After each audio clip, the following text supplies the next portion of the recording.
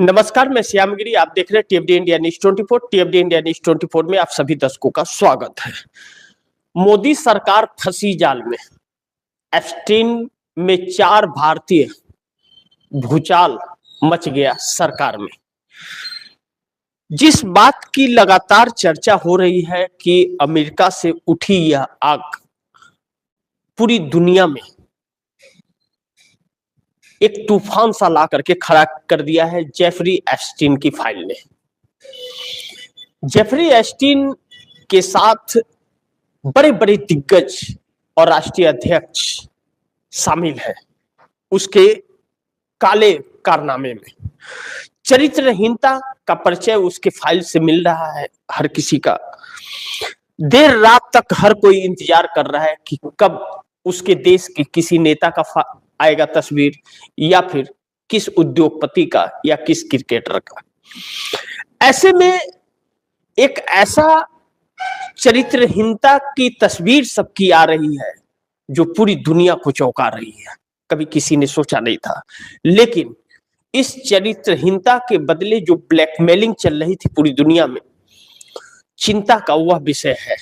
और इन नेताओं के चरित्रहीनता की जो ज्ञान बांटते फिरते हैं अपने देश के अंदर, लेकिन खुद के गिरेबान में झांक करके नहीं देखते। खुद उस ढेर पर खड़े हैं या जो चेहरे दिखाने के लायक नहीं है, लेकिन ज्ञान बांटते हैं और देश चलाने की बात करते हैं। जिसे खुद के चरित्र न हो, वह दूसरे के चरित्र पर उंगलियां उठाते हुए भी नजर आते हैं। इस बात से भी इंकार नहीं कर सकते। मैंने जैसा कहा कि मोदी सरकार फंसी जाल में, एप्स्टीन में 4 भारतीय, भूचाल मच गया सरकार में। बड़ी महत्वपूर्ण है कि हमारे देश के 4 लोगों के नाम, ईमेल, यह सब आ रहे हैं। अभी तक तस्वीर नहीं आई है, लेकिन बहुत सारे तार जुड़े हुए मिले हैं। तस्वीर जो आएगी, जो 1 लाख से ऊपर की तस्वीर है। अमेरिका की मीडिया ने अमेरिका की कोर्ट में यह गुहार लगाई है कि कम से कम 15 दिन का समय दिया जाए इस एक तस्वीर को और वीडियो को, ईमेल आईडी को रिलीज करने के लिए, क्योंकि बहुत भारी मात्रा में है। तस्वीरें हैं, फोटो है, एड्रेस है, बहुत कुछ है। लेकिन दुर्भाग्य यह है कि हमारे देश के प्रधानमंत्री का भी नाम है। लेकिन सुब्रमण्यम स्वामी ने जो अपने मेल डिलीट किए या ट्विटर पर अपने जो पोस्ट को डिलीट किया, उसको लेकर के सुब्रमण्यम स्वामी का कहना कि बहुत जल्द तस्वीरें भी आएंगी और बहुत जल्द और भी बहुत सारे मैं राज खोलूंगा। क्योंकि भारतीय जनता पार्टी के हैं, उनकी बातों पर बहुत ज्यादा भरोसा नहीं कर सकते, लेकिन कुछ सच्चाइयां झलकती हैं। क्योंकि वह समय समय पर बहुत से नेताओं को लेकर के कहते हैं। राहुल गांधी और सोनिया गांधी पर भी नेशनल हेराल्ड को लेकर के उन्होंने ये कथाकथित कंप्लेन दिया था, जिसका हर्ष पीएमएलए कोर्ट में 12 साल बाद खुला। यह जिस तरह से ईडी ने 50-50 घंटे सोनिया गांधी, राहुल गांधी से बैठा करके एक फर्जी केस में पूछताछ की, इस देश के लीडर ऑफ अपोजिशन और इस देश की विपक्ष की सबसे बड़ी पार्टी कांग्रेस की रही अध्यक्षता के साथ, वह दुर्भाग्यपूर्ण था। लेकिन अब हम इस मुद्दे पे आए कि मोदी सरकार कैसे फंसी है जाल में और एप्स्टीन में 4 भारतीय। अब कहा यह जा रहा है कि इसका जो तार जुड़ता है वह हरदीप पुरी से जुड़ता है। हरदीप पुरी उसके वह कड़ी है, अनिल अंबानी वह कड़ी है। अनिल अंबानी उस शख्स का नाम है जो रिलायंस के एक जाने माने चेहरा है और मुकेश अंबानी के छोटे भाई, धीरू भाई अंबानी के बेटे। अनिल अंबानी ही है जो नरेंद्र मोदी के जब मुख्यमंत्री थे तो एक पार्टी में अनिल अंबानी ने ही यह प्रस्ताव रखा था कि मोदी पीएम मटेरियल है। क्या? PM material. इनके पीएम का नाम लिस्ट में डाला जाए और उस श्रेणी में खड़ा किया जाए, इसकी अगुवाई अनिल अंबानी ने ही की थी। आप दर्शक चौंक जाएंगे कि नरेंद्र मोदी को पीएम की कुर्सी तक पहुंचने के लिए अनिल अंबानी सूत्रधार है उसके। लेकिन दूसरी तरफ बड़ी महत्वपूर्ण यह है कि अनिल अंबानी का रिलायंस डूब गया और मुकेश अंबानी आज भी उसी तख्तोताज पर बैठे हुए हैं। यह बात अलग है कि अनिल अंबानी के यहाँ नरेंद्र मोदी ने छापे भी मरवाए हैं और उनके पास तक ईडी पहुंच गई, उस पर हम बाद में चर्चा करेंगे। लेकिन इस वक्त एप्स्टीन फाइल के अंदर जो 4 भारतीय हैं, मुख्य रूप से जिसमें क्रिकेटर भी हैं और हमारे देश के प्रधानमंत्री नरेंद्र मोदी के email ID, mobile number, address और कॉल रिकॉर्डिंग या बहुत सारी चीजें उस फाइल में पाई जा रही हैं, लेकिन तस्वीर अभी तक नहीं आ रही। कहा यह भी जा रहा है कि इजराइल से भी कनेक्शन है। इस बीच हथियारों का जखीरा भी लिया गया इजराइल से। लेकिन नरेंद्र मोदी के मंत्रिमंडल में कैबिनेट मंत्री हरदीप पुरी सूत्रधार है। 3-4 चीजें इसमें बड़ी महत्वपूर्ण है। पहला कि एप्स्टीन जेफरी में हरदीप पुरी और अनिल अंबानी का नाम आना, मोदी का नाम आना और क्रिकेटर का नाम आना जो मास्टर ब्लास्टर। स्वामी के मेल को डिलीट क्यों कराया गया? स्वामी ऐसे नहीं है कि अपने ट्वीट को और ईमेल को डिलीट करते हैं, लेकिन यह काम कराया गया। इसके पीछे भी जरूर कोई ना कोई राज है। इसका मतलब दाल में काला नहीं, पूरी दाल काली है। दूसरी चीज, हरदीप पुरी ने जेफरी एप्स्टीन से 5 बार मिले हैं। हरदीप पुरी, इस बात की पुष्टि हो रही है कि हरदीप पुरी जो कैबिनेट मंत्री है मोदी सरकार में, वह पेट्रोलियम मंत्री जेफरी एप्स्टीन से 5 बार मिले हैं। ट्रंप के सलाहकार बैगनन से मीटिंग फिक्स की थी मोदी से। मुख्य एजेंडा इजराइल से हथियार खरीदना भी था, क्योंकि जेफरी जिससे भी मिलता था उसको इजराइल से कुछ न कुछ लेना पड़ता था, तब वह मिलता था। उसकी शर्त होती थी पहले इजराइल से, और उसके फार्म हाउस पर भी जाना होता था, क्योंकि कई बार डिनर और लंच की भी बात आ रही है। यह बात अलग है कि अभी तक तस्वीर नहीं आई है, वह तस्वीर भी जल्द आएगी। लेकिन मुख्य एजेंडा इजराइल भी इसमें है। लेकिन मोदी इज कौन, यह बातें कुछ रिकॉर्डिंग मिली है, कुछ चार्ट मिले हैं जो इस बात की तरफ इशारा कर रहे हैं कि जेफरी एप्स्टीन के तरफ यह गए थे, उसके फार्म हाउस को। जो इस वक्त तक बातें हैं कि इजराइल का इसमें वो है, कनेक्शन है। और मोदी इज कौन की जो बात कही जा रही है, जेफरी एप्स्टीन के फार्म हाउस पर जाना और नरेंद्र मोदी को लेकर के यह कहना मोदी इज गॉन, बहुत कुछ इशारा करता है। यानी कि मोदी निकल गए हैं, बात हो गई है, वह आ रहे हैं, वह स्वीकार कर चुके हैं। यह सारी चीजें जो तार जोड़ती है जेफरी के आइलैंड पर जो फार्म हाउस था वहां जाने की, कनेक्शन को जोड़ते हैं। अब तस्वीरें जब आएंगी तो बहुत कुछ साफ होगा, लेकिन इस बात को भी नजरअंदाज नहीं किया जा सकता कि ट्रंप का एक बयान आया था। वह बयान तब आया था जब ऑपरेशन सिंदूर पाकिस्तान से समाप्त हुआ था, सीज फायर हो गया था, ट्रंप ने कराया था। इसलिए यह बात कही जा रही है कि ट्रंप ने कराया था, क्योंकि हमारे देश ने उसका खंडन नहीं किया। दूसरी चीज जो इस तार को और भी जोड़ता है, ट्रंप ने उसके बाद यह कहा कि मैं मोदी के कैरियर को समाप्त कर सकता हूं अगर चाहूं तो, लेकिन मैं ऐसा नहीं कर रहा हूं क्योंकि वह हमारे दोस्त है। ध्यान दीजिए शब्दों पर कि यह ट्रंप के बयान आधिकारिक बयान है। उन्होंने कहा था कि मैं मोदी का कैरियर समाप्त कर सकता हूं, तबाह कर सकता हूं, लेकिन मैं ऐसा नहीं चाहता क्योंकि वह हमारे दोस्त है। और यह कहकर 50% का टैरिफ भारत पर ठोक दिया, जो आज तक लागू है। ध्यान दीजिएगा। दूसरी चीज, यशवंत सिन्हा अटल बिहारी वाजपेयी के वक्त वित्त मंत्री भी थे और विदेश मंत्री भी रहे। उनका एक बयान आया था एक इंटरव्यू में।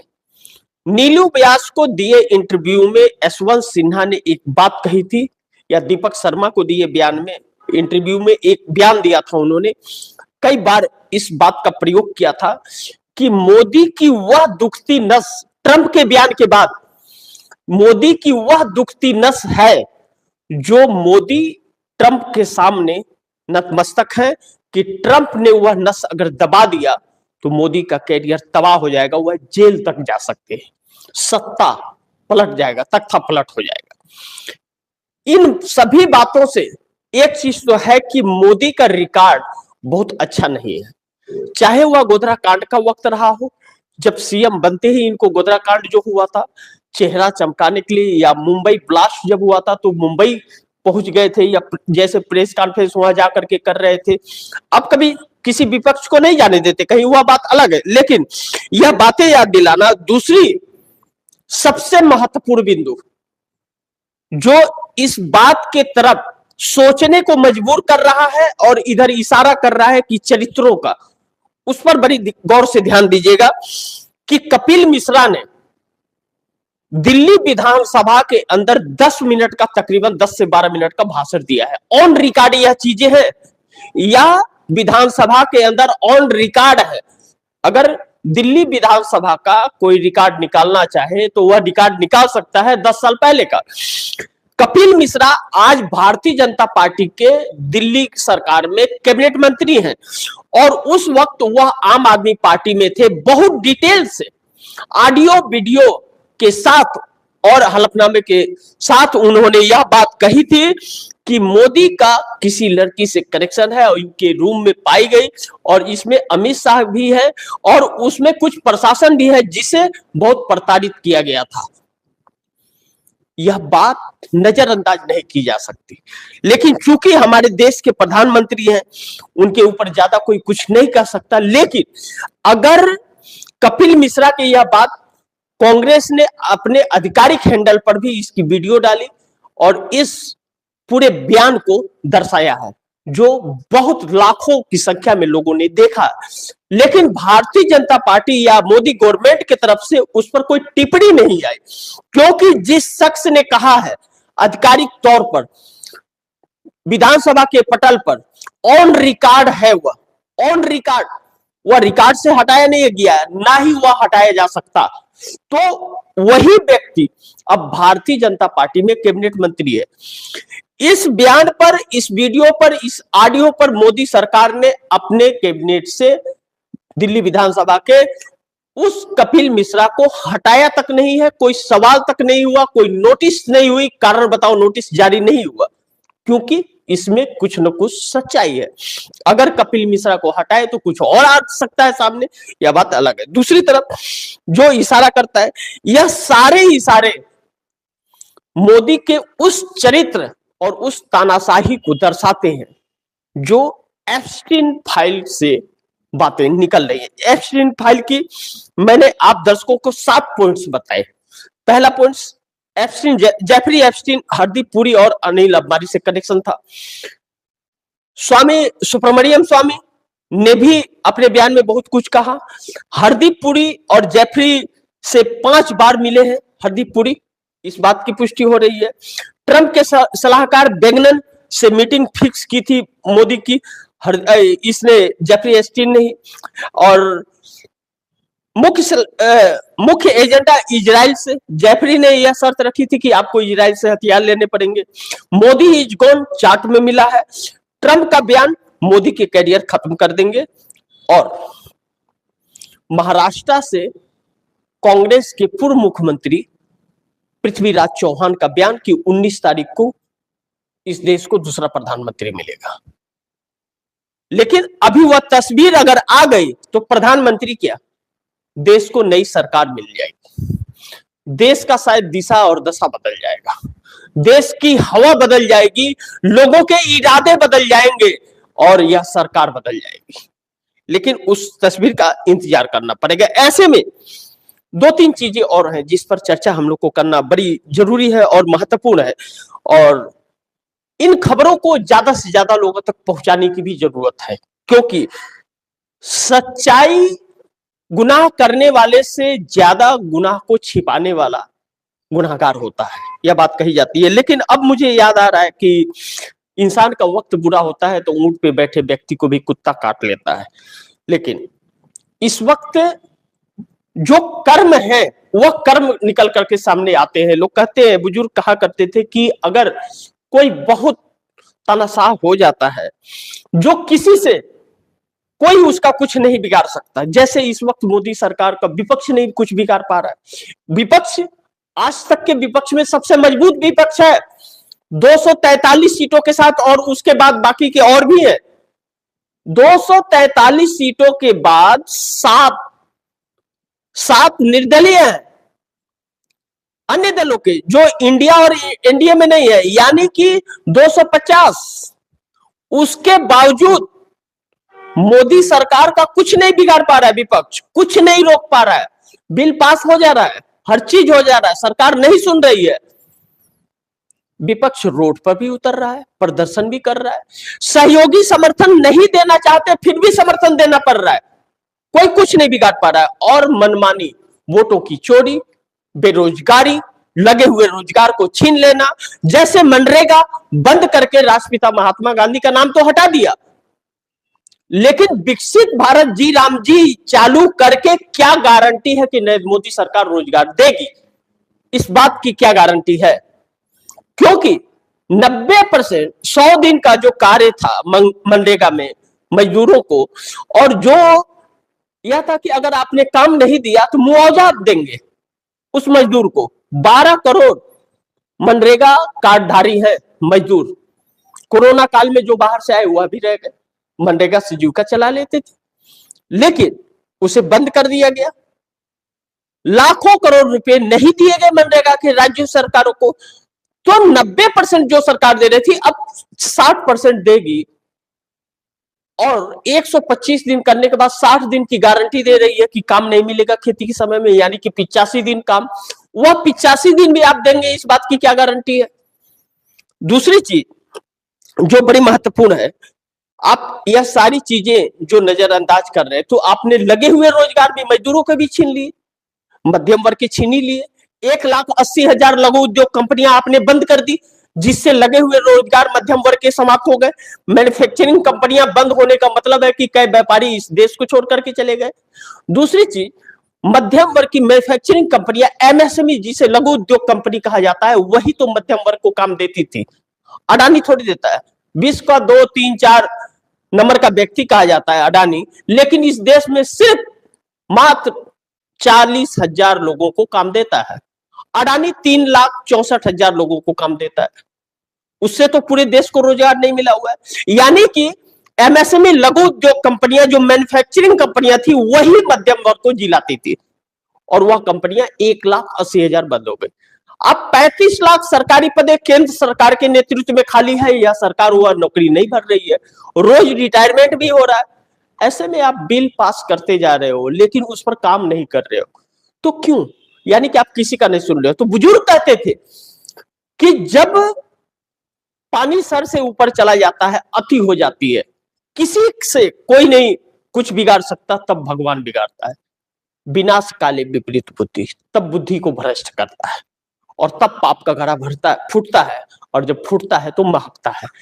जेफरी एप्स्टीन फाइल इसी से कनेक्टेड है कि यह ऊपर वाले की मार है कि ऐसे चरित्रहीनों का चेहरा सामने आएगा, लेकिन तस्वीर आएगा तब पता चलेगा। ऐसे में 3 बड़ी अहम सवाल है कि मोदी सरकार गई काम से एप्स्टीन फाइल ले डूबेगी, नेता दौलतमंद रंगरूट निकले, और दूसरा, चंद्रबाबू नायडू पहुंचे दिल्ली, मोदी के होश उड़ा दिए। इन चीजों पर चर्चा करना बहुत जरूरी है, क्योंकि मोदी सरकार को लेकर के अब जो प्रतिक्रियाएं आ रही हैं, जो यह डिटेल्स आ रहे हैं, अगर तस्वीरें आ गई, देखिए कनेक्शन तो है, इस बात से इंकार नहीं कर सकते कि कनेक्शन तो जरूर है, इससे इंकार बिल्कुल नहीं कर सकते, लेकिन इस कनेक्शन में वह तस्वीरें बहुत जरूरी है। और जेफरी एप्स्टीन 2 चरित्र उसके थे, एक लड़कियों की दलाली करता था और एक इजराइल से कनेक्शन। उसकी प्रेमिका अभी भी जेल में है और जेफरी एप्स्टीन को जेल में उसकी मौत हो गई। कहा जा रहा है कि आत्महत्या कर लिया, लेकिन उस समय सीसीटीवी फुटेज बंद हो गई, तो हत्या कर दिया गया या हत्या हो गया वह बात की बात है, लेकिन उसकी प्रेमिका है। और यह जो डिटेल आ रहे हैं, 1 लाख से अधिक तस्वीरें आने वाली है जो रिलीज हो चुके हैं। अभी तक 160 तस्वीरें रिलीज हुई है और धीरे धीरे हो रही है। मीडिया ने कोर्ट से 15 दिन का वक्त मांगा है कि हमें 15 दिन का वक्त चाहिए यह पूरा रिलीज करने के लिए। यह देखना दिलचस्प होगा कब किसका आता है, लेकिन पूरे दुनिया में भूचाल है। अब ऐसे में अगर उसमें तस्वीर आ गई तो मोदी सरकार नहीं बचेगी और मोदी सर को हटाने की बड़ी प्लानिंग आरएसएस और भारतीय जनता पार्टी के कुछ दिग्गज नेता करते हुए नजर आ रहे हैं। ऐसे में नरेंद्र मोदी उन दिग्गज नेताओं को सत्ता मंत्री पद से हटाने का कि जिस दिन यह तस्वीर आई उसी वक्त ऐलान होगा, इन लोगों को निकाल दिया गया। टीवी चैनलों पर यही चलेगा कि इन नेताओं को मोदी ने निकाल दिया, मार्गदर्शक में भेज दिया, यानी कि लिपापोती करने की व्यवस्था की जा रही है। इसकी यह सच्चाई है। दूसरी तरफ अब नेता देखिए, नेता आपको भरोसा देते हैं कि आपका जीवन बदल देंगे। नेता कहते हैं कि आपके लिए यह कर देंगे, आपके लिए आसमान से तारे तोड़ लाएंगे, आपको क्या करेंगे, आपको 2 करोड़ लोगों को रोजगार देंगे, आपकी बहन बेटियों की सुरक्षा करेंगे। लेकिन कैसे नोचते हैं, कैसे चरित्रहीनता इनकी निकल करके आ रही है। यानी कि उसके पीछे के चेहरे जो है, नकाब के पीछे के चेहरे बड़े खौफनाक हैं। इस बात से इनकार नहीं कर सकते। तो ऐसे लोगों का पहचानना भी बहुत जरूरी है और यह तस्वीर आना भी जरूरी है। धन्यवाद देना पड़ेगा अमेरिकी संसद का, जिसने ऐसा कानून पास किया कि सभी के चरित्र को उजागर कर दिया जाए, इसे छिपाया ना जाए, क्योंकि इसके पीछे ब्लैकमेलिंग भी चल रही थी। अगर यह बातें सच है कि हमारे देश की सरकार का मुखिया अगर इसमें शामिल है या तस्वीरें आ रही है, तो इसका मतलब इन्हें ब्लैकमेल किया जा रहा था। यानी कि ब्लैकमेल हमारे देश का राजा अगर हो रहा है तो संकट हमारे देश पर है, क्योंकि हमारे गरीबों के खून, मजदूरों के रोजगार को छीन करके ब्लैकमेल में वह सारे धन दौलत लुटा रहा है। और 12 सालों से यही होता रहा। इस बात से हम इनकार नहीं कर सकते। जो ये डिटेल्स हमने आप दर्शकों को दिया, यह अभी तो बहुत कम है, आने वाले वक्त में बहुत कुछ मिलेगा। यह भी कहा जा रहा है कि वहां छेड़छाड़ करने की कोशिश भी की जा रही है। ऐसा आधिकारिक तौर पर किया गया है जिस पर रोक लगाने की कोशिश की। बिल्कुल पारदर्शी तरीके से यह होना चाहिए, कोई डार्क नहीं होना चाहिए। ऐसे में चंद्रबाबू नायडू भी दिल्ली आए और दिल्ली आकर के कुछ खरमंडल हुआ है, इस तरह की बात कही जा रही है। देखना महत्वपूर्ण होगा, उस पर नजर बनी रहेगी। अगले कार्यक्रम में उस पर जो भी सूचनाएं होंगी आप दर्शकों तक पहुंचाऊंगा। लेकिन जो बेमन का समर्थन दिए थे, उसके पीछे अब आग का धुआं निकलने लगा है। यानी कि सरकार पर खतरे बढ़ रहे हैं, इस बात से इनकार नहीं किया जा सकता। पृथ्वीराज चौहान की बातें सत्य हो रही है। नहीं 19 को विदाई हुई, नहीं 19 को प्रधानमंत्री का चेहरा बदला, लेकिन तस्वीर बदल गई है। तस्वीर बदल गई है और नकाब के पीछे के चेहरे सामने आते हुए नजर आ रहे हैं। इंतजार कीजिए, वक्त बहुत बलवान होता है और अच्छे अच्छे तानाशाहों का अंत कर देता है। तो इसी के साथ आप दर्शकों से इजाजत तो लूंगा, लेकिन एक बड़ी महत्वपूर्ण बिंदु आप दर्शकों को बताना बहुत जरूरी है कि जिस तरह से चंद्रबाबू नायडू ने समर्थन दिया इस सरकार को, जी राम जी योजना को लेकर के, वह योजना चंद्रबाबू नायडू बिल्कुल नहीं चाहते थे। वह तस्वीर देख करके दुश्मन को भी एक बार सोचने पर मजबूर कर रहा है कि चंद्रबाबू नायडू की पार्टी तेलुगु देशम के 16 सांसद के जो नेता हैं, जो समर्थन दे रहे थे, क्यों यह कहना पड़ा कि हम बिल्कुल नहीं चाहते यह बिल, यह राज्य सरकारों पर बोझ है और कर्ज में डूबे हुए लोगों को यह जो बोझ दिया जा रहा है, यह पतन का कारण बन सकता है। हम समर्थन दे तो रहे हैं, लेकिन यह जबरदस्ती हमारे ऊपर बोझ डाला जा रहा है। यह कमियां सरकार पूरा करते, यह क्यों बातें कहनी पड़ रही है? और उसके बाद चंद्रबाबू नायडू को दिल्ली आना पड़ता है। दिल्ली आते हैं और दिल्ली आकर के सरकार को हाथ में पेपर थमाते हैं और कहते हैं कि 1 फरवरी 2026 तक हमें 1.5 लाख करोड़ रुपए चाहिए। हमने समर्थन तो दे दिया, 1.5 लाख करोड़ रुपया हमारे आंध्र प्रदेश के विकास के लिए चाहिए, और नहीं तो हम समर्थन नहीं देंगे आपको। तो यहां भी तो सौदेबाजी हुआ। नरेंद्र मोदी सरकार खोखली सरकार है, इस बात से इनकार नहीं किया जा सकता। जिस देश की जीडीपी को 8.3%, 8.2 से 8.3% बताया जा रहा है, हकीकत यह है कि 2.5 से 2.9 तक या 3 तक है जीडीपी इस देश का। 240 लाख करोड़ रुपए का खर्च। इसीलिए हर योजना को खत्म किया जा रहा है और योजनाओं के नाम बदल करके उसको ठंडा दिखा दिया जा रहा है। यह सच्चाई है कि लगे हुए रोजगार को छीना जा रहा है। कुछ अंधभक्तों की अंधभक्ति के कारण यह सत्ता आज भी कायम है।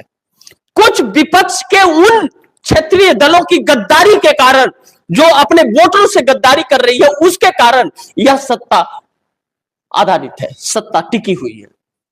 बुजुर्ग कहते थे कि फूट डालो और राज करो। जब दो भाई को एक साथ मिलने नहीं दोगे, दोनों में फूट रहेगी, तो तुम्हारा काम चलता रहेगा। जिस दिन जब तक बुर्बक जिंदा है, चालाक खाने के लिए नहीं मरता, यह बुजुर्ग कहते थे। बुजुर्ग जो मुहावरे कह गए, कसौटी पे खड़े उतरे हैं, और वही आज हो रहा है। फूट डालकर मोदी राज कर रहे हैं, डंडा दिखाकर चंदा वसूल रहे हैं, और कनपटी पे लगा करके समर्थन भी ले रहे, ना चाहते हुए भी। तो वक्त बदलता है और वक्त बलवान होता है। इसीलिए कहते हैं कि ऊपर वाले की लाठी में आवाज नहीं होती। वक्त नजदीक आ रहा है, थोड़ा इंतजार कीजिए। मैं यह तो नहीं कहूंगा मोदी की जैसे कि मौसम का मजा लीजिए, क्योंकि प्रदूषण फेफड़े फुला दे रहा है। अलग अलग चीजें अपनाई जा रही है, लेकिन कुछ कारगर नहीं हो रहा है। जनता बेरोजगार और भूखी मर रही है। 81 करोड़ लोग 5 किलो अनाज पर आश्रित हो गए। यह शर्म की बात है। लेकिन सरकार कहती है कि रुपया कमजोर नहीं है, 91 के पार हो गया, डॉलर थोड़ा मजबूत हो गया। कमाल है। आप भी इस पर गौर कीजिए और सोचिए, और गुजारिश करता हूं कि इस खबर को ज्यादा से ज्यादा शेयर कीजिए, अपने दोस्तों को भी कहिए आगे शेयर करें। आपने अगर चैनल को सब्सक्राइब नहीं किया, सब्सक्राइब कर लीजिए, अपने दोस्तों को भी कहिएगा चैनल को सब्सक्राइब करें।